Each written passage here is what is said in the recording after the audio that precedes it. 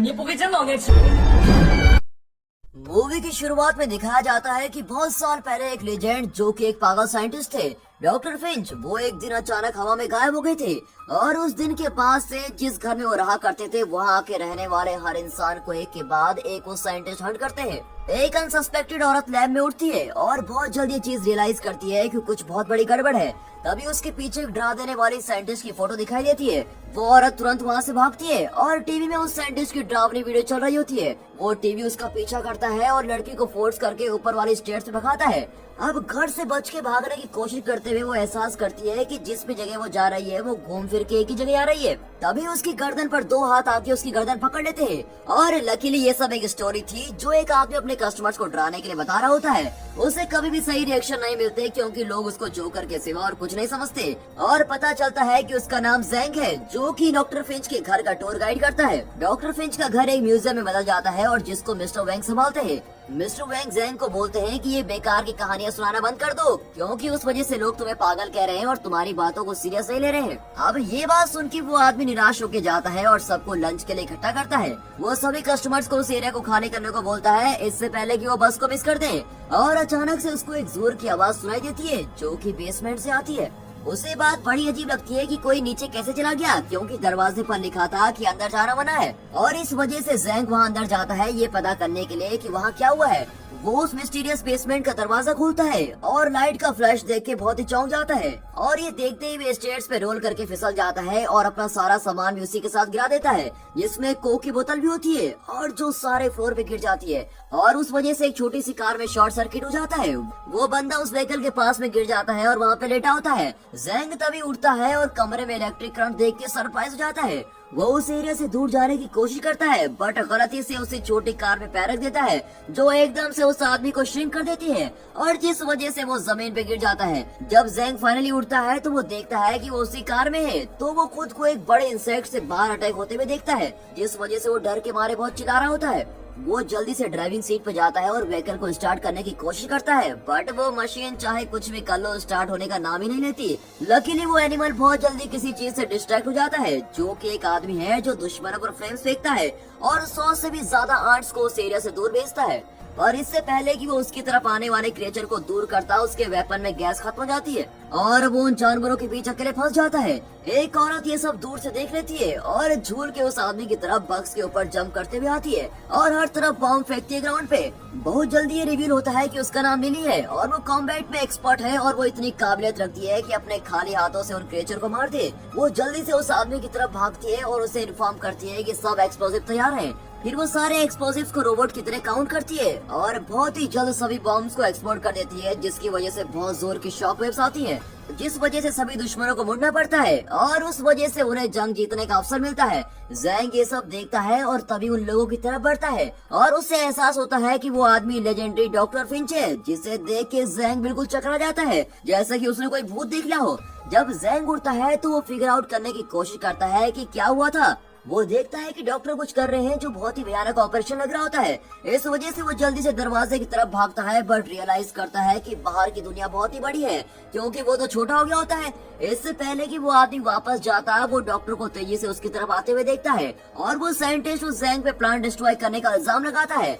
ऐसा पता चलता है कि जैंग ने वो मशीन तोड़ दी थी जिसको डॉक्टर को बनाने में 10 साल लग गए थे और अब वो वापस से वहीं पहुंच गया जहां से उसने शुरू किया था। सब उस जैंग की वजह से हुआ था। ली जल्दी से जैंग को सब समझाती है जो चल रहा होता है और अपनी क्रीपी स्माइल देके उसको कंफर्ट देने की कोशिश करती है। वो औरत उसे व्हीकल दिखाती है जो उसने तोड़ा था और बोलती है कि ये पार्टिकल कोलाइडर है। वो ये बात रिवील करती है कि 10 साल पहले डॉक्टर ने ऐसा तरीका बनाया था जिससे वो चीजों को छोटा कर सके और उसने अपनी लैब में सब छोटा कर दिया था। वो ये सब कर पाता है अल्फा पार्टिकल के इस्तेमाल करके और वो आदमी ये सब फटाफट लिविंग क्रिएचर्स पे करने लगता है और खुद को भी एक्सपेरिमेंट के लिए यूज करता है। उसने फिर पार्टिकल कोलाइडर को कार की फॉर्म में बना दिया और वो सक्सेसफुली खुद को श्रिंक कर पाया है लेकिन उसने कभी भी एनलार्जमेंट होने की प्रोसेस की नहीं सोची और उन्होंने अपने आप को फिर से नॉर्मल बनाने के चक्कर में 10 साल सीक्रेटली एक्सपेरिमेंट करने में लगा दिए जबकि बाहर के लोगों को लगता है कि वो अचानक गायब हो गए हैं। इवेंचुअली डॉक्टर फिंच उस प्रोसेस को कर रहे थे जहाँ पर वो खुद को बड़ा कर सके बट इससे पहले वो प्रोसेस कंटिन्यू कर पाता है जैंग वहाँ बेसमेंट में आ जाता है और रोल डाउन करके नीचे गिरता है और उसकी ड्रिंक से मशीन खराब हो जाती है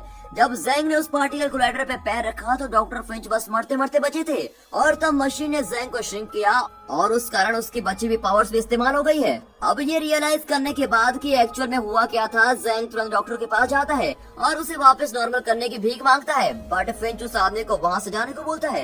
ये बात जैंग को बहुत ज्यादा गुस्सा दिलाती है और वो साइंटिस्ट पे उसको श्रिंक करने का इल्जाम लगाता है, जो सिचुएशन को और भी ज्यादा खराब कर देता है, जिस वजह से डॉक्टर उसे वहाँ से धक्का मार के निकाल देते हैं। इस बात का एहसास करके कि उसने गलती की है, वो तुरंत साइंटिस्ट से रिक्वेस्ट करता है कि उसको वापस आने दे, क्योंकि वो किसी भी हालत में बाहर अकेला सरवाइव नहीं कर पाएगा। फाइनली पता करके कि सिचुएशन को कैसे ठीक करना है, डॉक्टर लिली को बोलता है कि उस आदमी को जल्दी से अंदर लेके आए ताकि हमें बहुत सारी मदद मिले और हम जल्दी से काम निपटा पाए। लेकिन पता चलता है कि जैंग वहाँ से गायब हो चुका है। उसी टाइम मिस्टर वैंग भी उस घर में जैंग को ढूंढते हुए आता है, जो उसके फोन को नहीं उठा रहा था। वो बेसमेंट में जाकर अपने दोस्त को ढूंढता है और दूसरी तरफ जैंग किसी तरह एक टेबल पे चढ़कर लगातार उस आदमी की अटेंशन पाने की कोशिश करता है, पर बदकिस्मती से वो इतना छोटा होता है कि उसकी आवाज उस तक नहीं पहुंच पा रही थी और मजबूरन उसे मिस्टर वैंग को उस एरिया से जाते हुए देखना पड़ता है। अब वो सोल्यूशन ढूंढने की कोशिश करता है और लकीली वो अपने पीछे कांच के बेकर को देखता है और उसको नीचे गिरा के उसकी आवाज से उसको अट्रैक्ट करने की कोशिश करता है और मिस्टर वैंग ये सुन भी लेता है और भाग के वापस आता है और अच्छी सी स्माइल देता है, क्योंकि उसे लगता है कि ये आवाज प्रोफेसर की है। ऐसा पता चलता है कि ये सारे टाइम वो साइंटिस्ट को पकड़ने की कोशिश कर रहा था, बट लगातार डॉक्टर फिंच से धोखा खाता रहा। बहुत जल्द वो आदमी फ्लोर पे टूटा हुआ बेकर देखता है और वो टेबल की तरफ अपने शिकार के लिए देखने लगता है। सरप्राइजिंगली जब वो सरफेस पे देखता है तो जैंग वहाँ से पहले ही गायब हो चुका होता है, क्योंकि डॉक्टर ने उस आदमी को एकदम सही टाइम पे खींच लिया होता है। जैंग अपने सेवियर डॉक्टर फिंच को शुक्रगुजार होने की जगह उसको बाहर निकालने के लिए गुस्सा करता है। डॉक्टर फिंच उसे इंस्टेंटली रोक के ये बताता है कि वो लोग बहुत बड़े खतरे में हैं, क्योंकि मिस्टर वैंग उन्हें पकड़ के लैब रैट्स की तरह बाहर बेचना चाहता है। पर जैंग में इतना आईक्यू नहीं होता कि वो हालत की गंभीरता को समझ सके। उनकी बातें एकदम रुक जाती हैं जब उस जायंट आदमी को उनकी लोकेशन पता चल जाती है और वो जैंग को भी इतना छोटा देख के बिल्कुल हैरान हो जाता है। अपने दोस्त की मदद करने की जगह मिस्टर वैंग उसे समझाने की कोशिश करता है कि उसे बेच के वो कितना ज्यादा अमीर हो जाएगा। जैंग देख के बिल्कुल ही हैरान हो जाता है कि उसका दोस्त कितनी जल्दी पलट गया और उसके खिलाफ हो गया। वो लालची आदमी उन दोनों को जल्दी से पकड़ने की कोशिश करता है, पर किस्मत से वो बच जाते हैं, क्योंकि तभी वहाँ मिस्टर वैंग को बहुत सारे गैंगस्टर घसीट के ले आते हैं और उन टाइनी इंसानों को कंफ्यूजन में छोड़ देते हैं। वो गैंगस्टर इसलिए आते हैं क्योंकि मिस्टर वैंग ने उनसे उधार लिया होता है और वो लोग उसको धमकी देते हैं कि अगर अगले दिन तक उसने पैसे नहीं उतारे तो उसके हाथ तोड़ देंगे। दूसरी तरफ जैंग डर के साथ उस सीक्रेट लैब में वापस आता है और बहुत ही जल्द ये पता चलता है कि लिली एक रोबोट है, जो उसके हमेशा अजीब एक्सप्रेशन रहने वाली बात को बिल्कुल क्लियर कर देता है। साइंटिस्ट उस आदमी को कोलाइडर को जोड़ने का प्लान बताता है। जैंग डॉक्टर को चिढ़ाता है कि वो एक परवर्ट है, क्योंकि उसने एक फीमेल रोबोट बनाई ताकि उसे फ्यूचर में कोई चाइल्ड सपोर्ट को पैसे देने की जरूरत न पड़े। फिंच ये सब इल्जाम को गलत बताता है और बोलता है कि ये बस उसने एक साइंस के लिए किया था। वो जैंग को बोलता है कि जो इम्पोर्टेंट है उस पर ध्यान दो और उसको अपना प्लान समझाता है। डॉक्टर जैंग को बोलता है कि उन्हें एक माइक्रोचिप को रिट्राइव करना है ताकि वो कोलाइडर को फिक्स कर सके, बट वो आइटम उस ट्रांसफार्मर के अंदर होता है जो उसने बनाया था और उसको मिस्टर वैंग के द्वारा यूज किया जा रहा है। लकीली डॉक्टर ने ऐसी सिचुएशन के लिए प्लानिंग की होती है और वो एक अलमारी को खोलता है जहाँ बहुत सारे गन्स और ग्रेनेड्स रखे होते हैं। वो जल्दी से उन वेपन्स के पास जाते हैं और जो सब चाहिए होता है उसको लोड कर लेते हैं ताकि वो खतरनाक मिशन के लिए तैयार हो जाएं। उसी टाइम मिस्टर वैंग भी उस चाइनी ह्यूमंस को हंट करने की तैयारी कर रहा होता है और वो शेरलॉक होम्स की तरह बिल्कुल तैयार होता है, लेकिन इस बात का एहसास न करते हुए कि कपड़े उसके दिमाग के सेल की कमी थोड़ी पूरी कर सकेंगे। अब बहुत ही जल्द वो छोटे लोग भी दुश्मन के ऑफिस की तरफ आ जाते हैं और वो बहुत ही ध्यान से वो जायंट पर्सन का उस एरिया को छोड़ने का इंतजार करते हैं।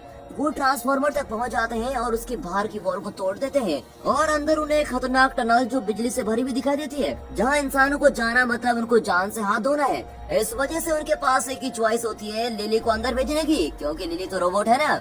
लिली अंदर जाती है और उन डेडली एनर्जीज को डोज करती है और एकदम मिशन इम्पॉसिबल की तरह लिली फिर दीवारों पे भागती है, क्योंकि बिजली के करंट्स को हटाना डिफिकल्ट हो जाता है और वो उसे खराब करके फ्लोर पे नॉकआउट कर देते हैं। लकीली लिली जल्दी से रिकवर करके रूम पे पहुंचती है, जिसके कारण वो सीलिंग पे जंप कर लेती है। वो किसी तरह बाहर के पावर्स को डिसेबल करती है और फाइनल डोर को खोल देती है और अपनी प्यारी स्माइल के साथ अपने दोस्तों को ग्रीट करती है। वो लोग मेन फ्रेम्स की तरफ जाते हैं और उन्हें जल्दी से वो माइक्रोचिप मिलती है जिसे वो ढूंढ रहे थे, पर जैंग ये सोचता है कि वो लोग इसको हटाएंगे कैसे।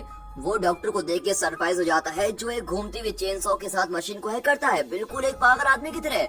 बहुत तेजी से प्रोफेसर वो आइटम को निकाल लेता है, पर जैसे ही वो निकालता है अलार्म बज जाता है।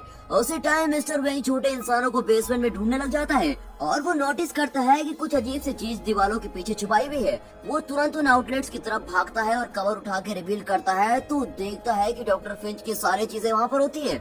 इससे पहले कि वो आदमी ये फिगर आउट कर पाए कि आगे क्या करना है, वो नोटिस करता है कि ऊपर से अलार्म की आवाज आ रही है। पर वो वहाँ एकदम जाने की जगह एक प्लान करता है कि वो उन लोगों को यहीं पकड़ेगा। बहुत जल्दी डॉक्टर और वो दोनों वहाँ पर पहुँच जाते हैं और उसे रियलाइज होता है कि कुछ तो बड़ी गड़बड़ है, क्योंकि इतना सब आसानी से कैसे हो गया। वो लैब में जाते हैं और देखते हैं कि पार्टिकल कोलाइडर गायब हो गया है और अचानक से सारी जगह हिलने लगती है। फिर पता चलता है कि मिस्टर वेंग ने उनकी मशीन ले ली है और वो उन लोगों को उनके छुपने की जगह पे पकड़ना चाहता है। जेंग दरवाजे से बाहर झांक के अपने दुश्मन को लोकेट करने की कोशिश करता है, पर उसे सिर्फ उसकी बड़ी बड़ी आंखें दिखाई देती हैं, जो उसको घूर रही थी।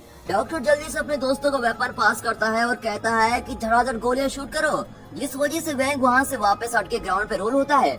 वो लोग लगातार अपने वेपन से फायरिंग करते रहते हैं, जिस कारण उसको वहाँ से हटना पड़ता है। अब मिस्टर वेंग वैक्यूम मशीन उठाता है और उन लोगों को शक करके पकड़ने की सोचता है। वेंग वैक्यूम को एंट्रेंस पे लगाता है और पावर ऑन करता है, जिसकी वजह से उन तीनों को वो खींच रहा होता है, लेकिन वो बड़ी मुश्किल से एक चीज को पकड़ के रखे होते हैं। फिर वेंग मशीन को ऑफ कर देता है और चेक करता है कि इसके अंदर आए कि नहीं, लेकिन वो देखता है कि उसके अंदर तो कुछ भी नहीं, सिर्फ कबाड़ ही कबाड़ होता है। और उसे जल्दी से ये रियलाइज होता है कि उसने कुछ नहीं पकड़ा। फिर वो बिजली के आउटलेट्स में जाके इंसानों को ढूंढता है, पर उसे देखता है कि वो लोग टनल में छुप गए हैं, जिसकी वजह से वो उठता है और गुस्से में चीखने लगता है। दूसरी तरफ वो छोटे लोग ग्राउंड में और अंदर तक क्लाइंब करते हैं और जेंग ये सोचता है कि ये टनल उन्हें कहाँ तक ले जाएगी। ये एक बहुत अच्छा क्वेश्चन साबित होता है, क्योंकि साइंटिस्ट भी ये भूल गए थे और ये बात रिवील की जाती है कि पहली बात तो ये है कि उस बुढ़े आदमी ने कभी टनल पूरी खोदी ही नहीं। अब इस कारण उन्हें जबरदस्ती वापस लैब में आना पड़ता है। पर डॉक्टर फिंच सोचते हैं कि हमारा प्लान शायद काम कर जाए, क्योंकि मिस्टर वेंग कभी भी नहीं सोच सकते कि हम वापस आएंगे। अब वो बिल्डिंग में आते हैं और देखते हैं कि कोई गार्ड्स नहीं है, पर उनकी पिछली जंग ने सब कुछ तबाह कर दिया होता है। वे सीधा दुश्मन के ऑफिस में जाते हैं और देखते हैं कि मिस्टर वेंग अपने जख्मों को चाट रहा है, पर वो आदमी बहुत जल्दी उस छोटे व्हीकल की अहमियत को पहचान लेता है। फिर वो पार्टिकल कोलाइडर को एक बाउल में रखता है और एक जायंट केकड़े को उसमें छोड़ देता है। डॉक्टर ये देख लेता है और अपने दोस्तों के साथ मिलकर जल्दी से एक प्लान बनाता है। वो बूढ़ा आदमी रोबोट लड़की को दुश्मन की तरफ झुला के एक नींद की गोली उसके पानी में गिराने को बोलता है, ताकि वो आदमी सोता रहे। जैसा कि उन्होंने प्रिडिक्ट किया था वैसा ही होता है। वेंग पानी को उठाता है और उसको बिना किसी शक के पी लेता है, जिस वजह से वो पूरी रात आराम से सोया रहता है। अब वो लोग ये सब कुछ देख लेते हैं और जल्दी से प्लान का सेकंड पार्ट शुरू करते हैं और वो टॉफी के रैपर से रिंग सूट बनाते हैं, ताकि वो पार्टिकल कोलाइडर के पास उड़ के जाएं। वो लोग टेबल से जंप करते हैं और हवा में ग्लाइड करके फाइनली अपने डेस्टिनेशन पे पहुंच जाते हैं। बट जैसे ही सब अपने पैरासूट खोलते हैं तो चीज गलत हो जाती है, क्योंकि जेंग को एहसास होता है कि उसका पैक काम नहीं कर रहा। इस वजह से वो तेजी से गिरता है और उस मैसिव कंटेनर में क्रैश होता है, जहाँ पर वो केकड़ा रखा होता है। वो बड़ा सा मॉन्स्टर केकड़ा उसकी तरफ आता है और अपने मैसिव क्लॉज से उसको फाड़ने की कोशिश करता है और जेंग बहुत ही मुश्किलों में गिर जाता है। फिर वो मैसिव क्रिएचर उस आदमी को हवा में उठाता है और वो मदद के लिए डेस्परेटली चिल्लाता है। लकीली वो लोग टाइम पे वहाँ जाते हैं और लिली जेंग को पकड़ लेती है और उसे सेफ जगह पे खींच लेती है। वो दोनों उस केकड़े को लिली के हवाले छोड़ देते हैं और साइड हो जाते हैं। लिली क्योंकि रोबोट है तो वो क्रिएचर के हमलों का मोशन कैलकुलेट कर लेती है और आसानी से उसके हमलों से बच लेती है। वो लोग पार्टिकल कोलाइडर की तरफ भागते हैं और लिली उस केकड़े को कंट्रोल कर रही होती है, ताकि बाकी लोग बच जाएं। अब वो लोग उस कार में तो बैठ जाते हैं, लेकिन बहुत कोशिश करने के बाद भी वो उसको स्टार्ट नहीं कर पाते। बहुत ही जल्द वो जायंट केकड़ा उस लिली पर भारी पड़ने लगता है और वो उसे हवा में घुमाता है, पर लिली एकदम सही टाइम पे छोड़ देती है, जिस वजह से वो दुश्मन की डेडली हमलों को रोक पाती है। अब लिली रिस्क लेते हुए क्रिएचर की तरफ जाती है और एनिमल को उसके शरीर के अक्रॉस काट देती है। वो लड़ाई को लंबा खींच के अपने दोस्तों के लिए और टाइम लेती है, पर इस प्रोसेस में दुश्मन द्वारा घायल हो जाती है।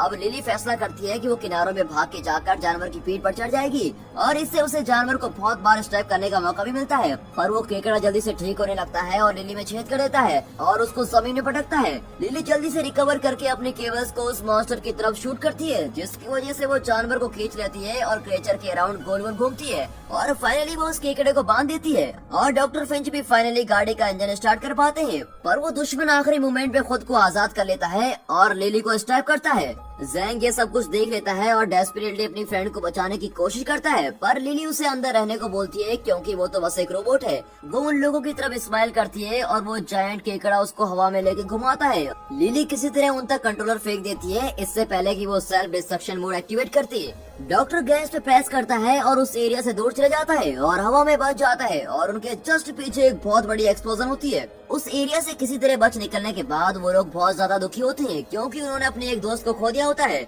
डॉक्टर वो सब याद करता है जो लिली ने उसके लिए किया होता है और जिस वजह से उसकी जिंदगी गई थी। साइंटिस्ट जैंग को उस लड़की का सच बताता है क्योंकि वो उस इंसान की तरह दिखती थी जिससे वो सबसे ज्यादा प्यार करता था। ऐसे पता चलता है कि डॉक्टर फ्रेंच की एक स्टूडेंट हुआ करती थी जिसका नाम वेंडी था और उसने पहले ही दिन मिलकर उसकी अटेंशन ले ली थी। उन दोनों ने साथ में कई काम शुरू किए और उसके बाद उनकी रिलेशनशिप और करीब हो गई और वेंडी भी धीरे धीरे उससे प्यार करने लगी थी। पर जैसे जैसे समय गुजरता गया डॉक्टर उसके प्यार को इग्नोर करने लगा क्योंकि वो बस अपनी रिसर्च पर फोकस करना चाहता था और जिसकी वजह से वो चली जाती है। डॉक्टर अकेले एक्सपेरिमेंट को कंटिन्यू करते हैं बट डिसाइड करते हैं कि वो एक रोबोट बनाएंगे जो उसी इंसान की तरह दिखेगी जिससे वो प्यार करते थे। लिली डॉक्टर की मदद उसी तरह करती है पर वे कभी भी अपने प्यार को भूल नहीं पाए। उसके बाद वो दोनों पार्टिकल कोलाइडर की तरफ चलना शुरू करते हैं क्योंकि वो फिर से नॉर्मल होना चाहते थे। पर बहुत जल्दी बूढ़े आदमी को एहसास होता है कि कुछ बहुत बड़ी दिक्कत है क्योंकि उनके पास बस एक ही अल्फा पार्टिकल बचा होता है जो सिर्फ एक ही इंसान को फिर से बड़ा कर सकता है।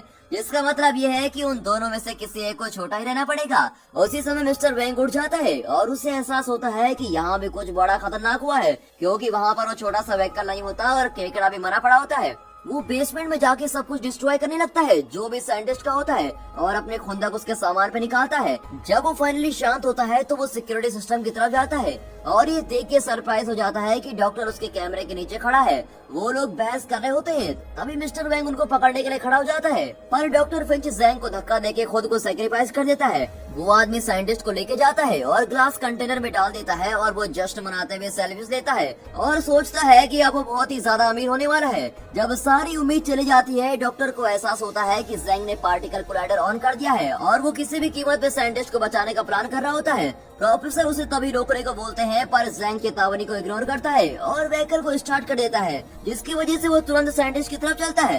कार टेबल से उड़ते हुए हवा में ग्लाइड करते हुए वो आदमी सीधा ग्लास कंटेनर की तरफ आ रहा होता है और मिस्टर वैंग ये सब देख लेता है और डेस्परेटली उसकी व्हीकल को रोकने की कोशिश करता है पर डॉक्टर फिंच सबको बचाने का एक बढ़िया रास्ता सोच लेते हैं। वो जैंग को जल्दी से फिर से बड़ा करने का फैसला कर लेते हैं और पार्टिकल को बीच हवा में ही एक्टिवेट कर देते हैं जिस वजह से वो आदमी कार से दूर जंप करता है। जैंग जल्दी से अपने नॉर्मल साइज में वापस आ जाता है और अपने मोमेंटम से मिस्टर वैंग के मुंह पे मारता है बिल्कुल एकदम सुपर हीरो की तरह। कुछ टाइम के बाद जैंग टीवी में जाके सबके साथ नई टेक्नोलॉजी शेयर करता है और श्योरिटी देता है कि डॉक्टर फिंच जिंदा है। ऐसा पता चलता है कि साइंटिस्ट ने फैसला किया है कि वो वेंडी को दोबारा ढूंढेंगे और फिर उसे फाइनली प्रपोज करते हैं। जब जैंग कपल को देखता है तो वो उन्हें उनकी खुशियों के लिए कांग्रेचुलेट करता है। दूसरी तरफ मिस्टर वैंग को भी वही मिलता है जिसके वो हकदार थे। उन्हें एक कंटेनर में डाल दिया जाता है और वहाँ पर एक केकड़ा छोड़ दिया जाता है। उनके साथ वैसा ही हुआ जैसा होना चाहिए था। और दोस्तों यहाँ पर ये मूवी खत्म होती है।